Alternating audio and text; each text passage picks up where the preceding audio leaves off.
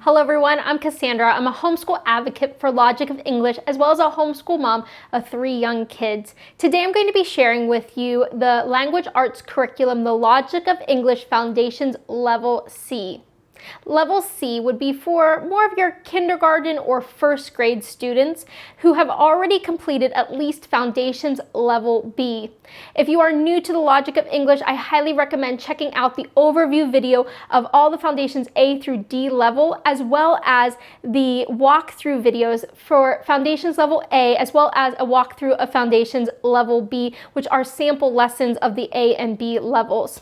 So as mentioned, Foundation C is not an entry point for the program, so you need to have at least completed Foundations Level B. If you have a student who is reading really well, you'll still want to go through the Level B program. Make sure that the phonograms taught in B, as well as the spelling rules that are introduced, that they have that foundation so that they can build upon that when moving into the Foundations C level. This video is a walkthrough of the Foundation C material, as well as I'm going to be taking a look at one of the lessons within Foundations Level C so you can get a really good feel for what's included within the lesson material. I'm also going to be walking through what is new as part of Foundations Level C that maybe was different from Foundations Level A and Level B.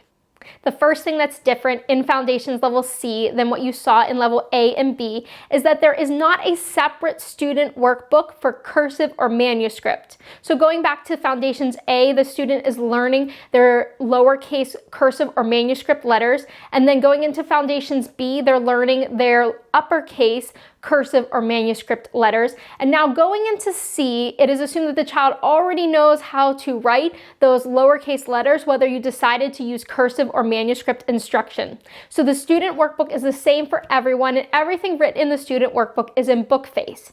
When going through copywriting as well as dictation and some of the simple composition skills that are within the workbook, it is written in book face, and the child should know how to form their letters in manuscript or cursive to then write on and in their book. One of the things that I did for my children when we started Foundation C is I used the desk strips, and either you can get those for cursive or manuscript, and I just set them out in front of my child. And then whenever we're working on something for copywriting or dictation, especially early parts of Foundation C, if they're hitting a point that they don't remember how to form a certain letter, I'll just pull out those strokes, pull out those cards again, have them trace those letters with their fingers, and then go ahead and have that desk strip in front of them, and that's just going to really help them while they're going through C if they say hit a point that they just forget how to form a letter. The next new thing that you're going to come across within the C material is just more spelling rules. You saw some of those spelling rules introduced in the B program, but there's going to be more and new rules introduced in C. So you're still going to be practicing those B spelling rules, but for the C rules that you're going to see for spelling, the ones that they really focus a lot in C is when you're adding the silent final E to words. You're going to be able to teach your child that it's not just to make the vowel say its long sound, that there's other reasons why we add the silent final E to words, whether we are using the E because every syllable must have a written vowel, or maybe it's so that the word doesn't look plural. So you're going to walk through those spelling rules with your child and teach those as part of the C material. One of the other differences that you'll see within Foundations Level C is every 5th lesson, there is also a Miles and Jack lesson. So Miles and Jack, they're these really great early chapter books that your child is able to start reading part of the C level. And it's really great for your child to be able to almost feel like they're reading a fuller reader, not just a small reader. They're able to start some early chapter books. And so there are lessons that go with each of the Miles and Jack stories, and that you will have through every 5 lessons of the material in the level C.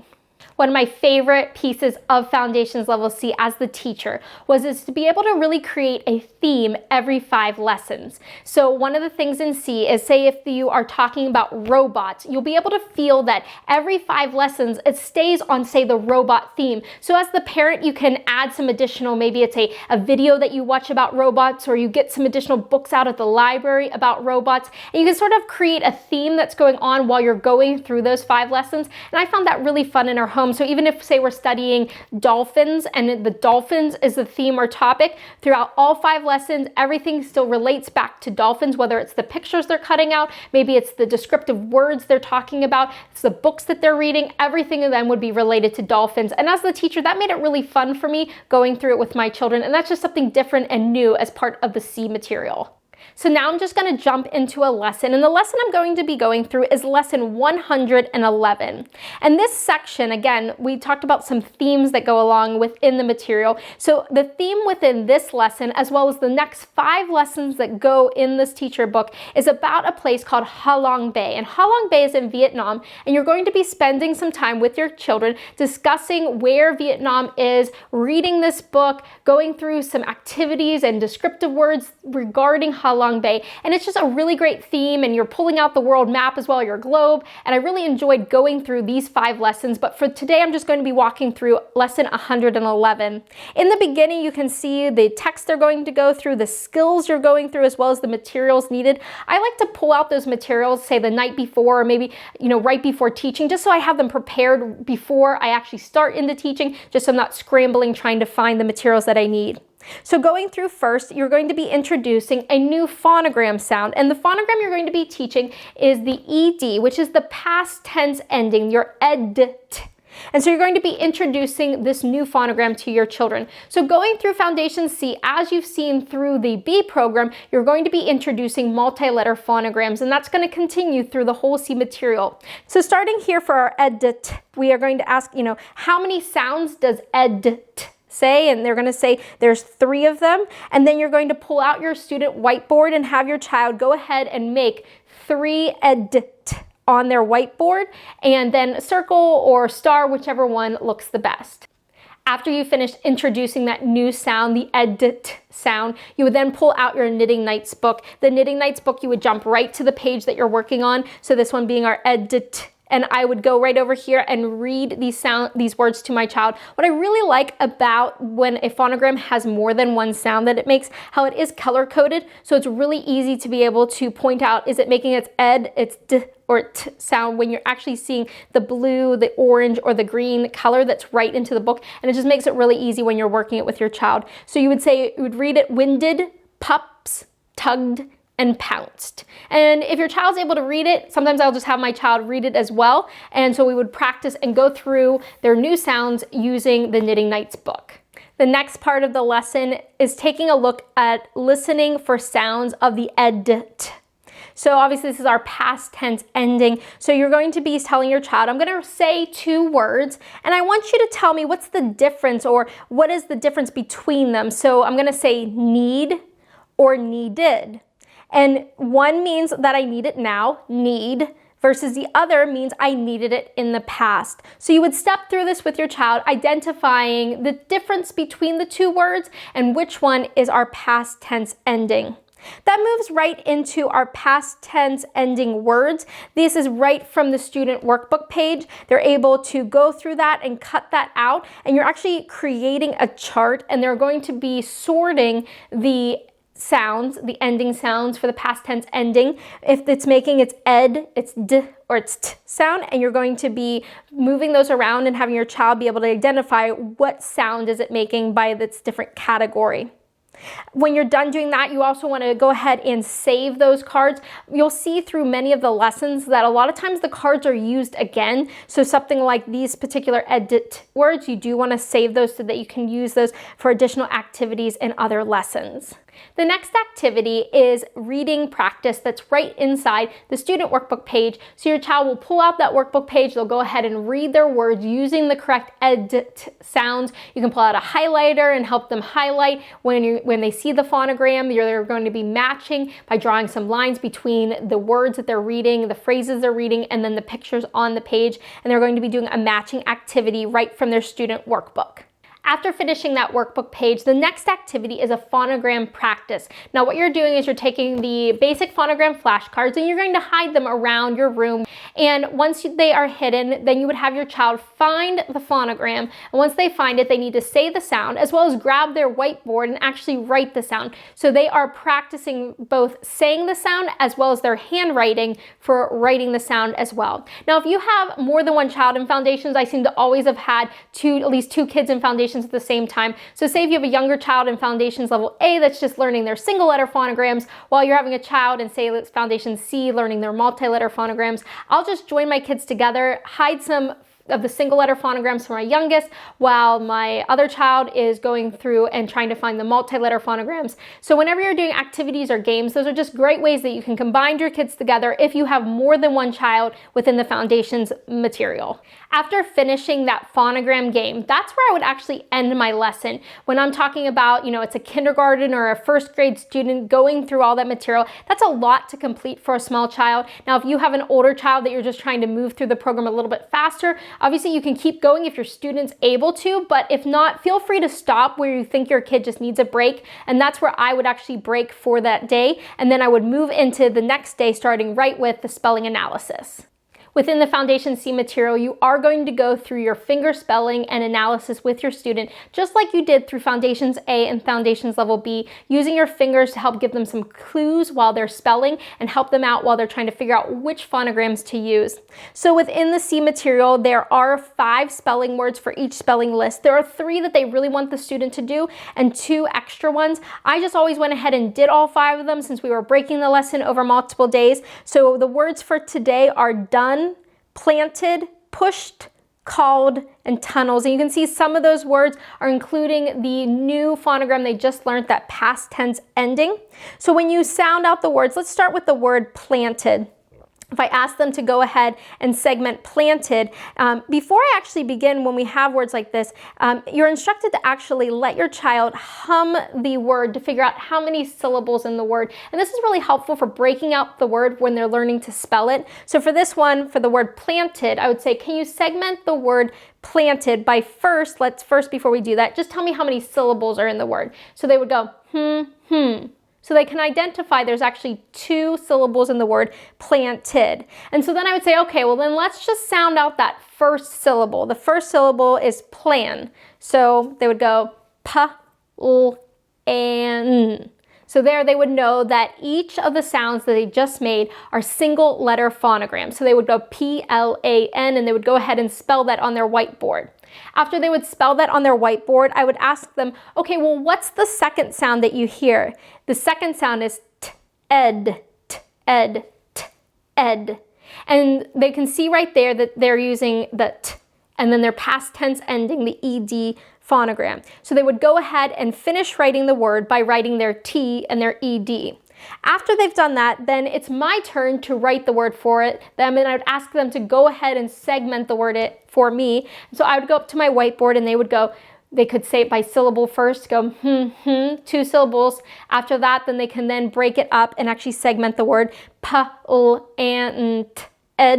And so I would go ahead and write that up on the board. And so by doing that, they're able to make that connection, really make sure that, I spelled the word correctly and they're segmenting it as well as seeing those clues, which is really helpful for spelling. So you would continue with that process, finishing all 5 words as part of their spelling and spelling analysis.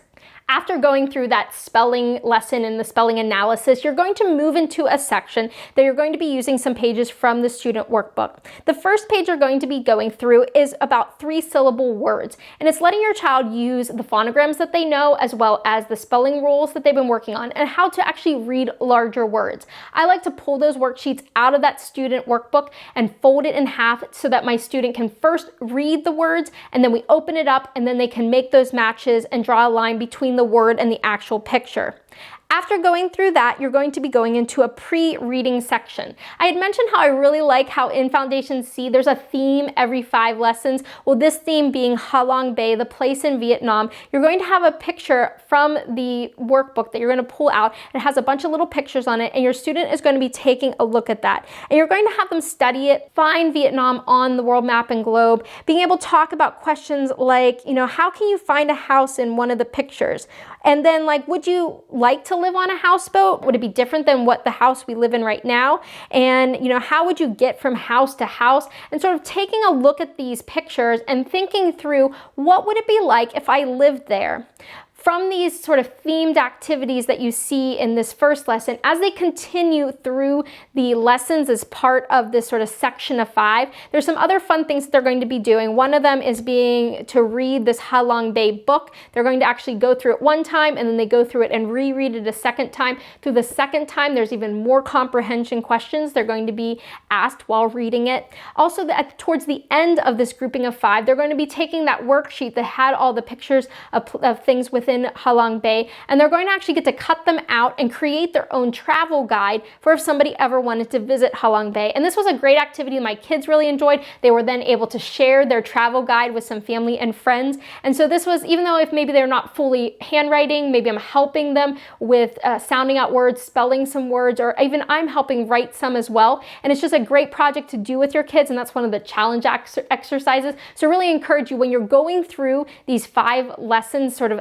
themed together, to take the time to really go through the theme, add to the theme, maybe find the places where you're talking about, or say if you're studying dolphins, maybe dive deeper into dolphins or robots, whatever you're studying, dive a little bit deeper. But I love how the lessons are actually connected within every 5 lessons. So jumping back to where we're at though, after they go through that worksheet that they're taking a look at the houseboats with Halong Bay, then they're going to be starting to talk about some descriptive words. You know, you're going to be saying to your child a simple phrase like, "There is water." And you say, does that sound boring to you? Is there anything more that I can do to describe it? Maybe it's the clear blue water is surrounded by enormous rocks. Well, that they're able to go through an exercise. They're going to give you some thumbs up for when it's a great phrase, and maybe some thumbs down when it's sort of boring. And so you're working with your child on just starting, though you're not really going into adjectives, you're at least saying like, this is this noun, and now how can we describe our nouns better